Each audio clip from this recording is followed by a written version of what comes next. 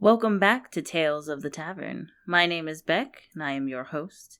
And joining me is my ever-changing party. Please reintroduce yourselves. It's been a while. I am Kai, the bearded god.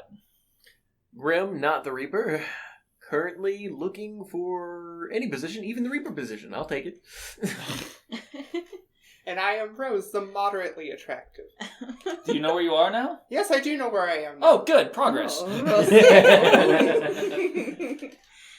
I've been really wanting to discuss this. So if you've ever seen a movie or played a video game and we're like, wow, can you imagine if you played like a D&D type session with it? It doesn't have to be Dungeons and Dragons. It could be anything. It could be something in space. It could be sci-fi. It could be horror. It could be action-packed. It could be, murder mystery. Almost feel like you're hinting at your own favorites here. Hey now.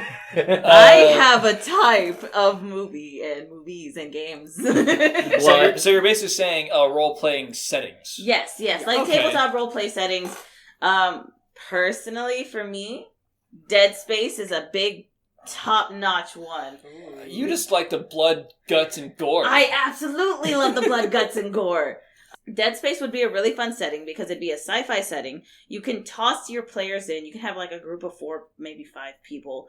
Toss them into a D&D setting, and then like have them either randomized roll for what their character type will be, or you can have it to where they choose what they're going to be. Now, it's not going to be like with D&D where you have a fighter, you have a cleric, you have a rogue, you have this or that. Because in space, you don't exactly have that. Yeah, in Dead Space, it'd have to be someone like an engineer or like a doctor or... Exactly. Someone who's just there on the ship and then all hell breaks loose. Now, exactly. you Survivors. You could still do it in the traditional D&D universe because you have plane shifting. And there are vehicles that take you and travel, so... Like, once you get to that point... I think keeping the sci-fi space setting is best because we're dealing with aliens. We're not dealing with monsters. We're dealing with aliens. These are just honestly, Lovecraftian almost. Yeah, I agree with that completely. That would be so much fun. And anyone who hasn't seen the movies, you can see how, like, all hell can break loose. And there is one thing in particular. You can definitely play off of people going insane. Because the stone that they're worshipping... Yeah, that big, like, pillar thing. Yeah, the pillar. It drives people insane. It's a madness. So you'd get, like, a lot of wisdom saves, for example. Or you can just play off of, traditional D&D and play some, like, old stat-wise. But it would be so much fun. And can you imagine the chaos that would ensue if somebody goes insane and you're just like, hey, you can't help it, but you want to kill so-and-so because they look like a monster.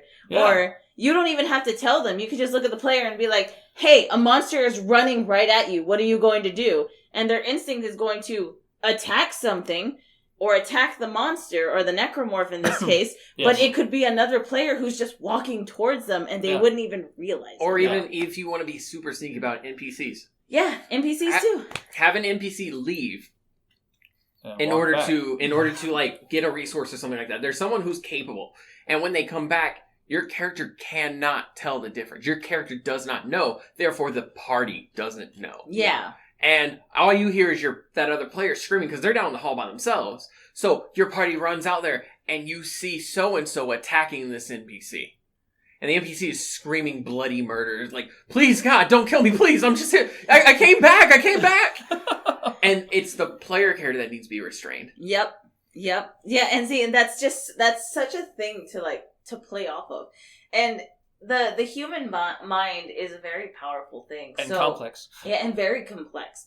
But the thing is that putting players in a setting like that where they're just constantly on edge, where every corner could be a monster, every air vent that you walk past could be fucking horrifying.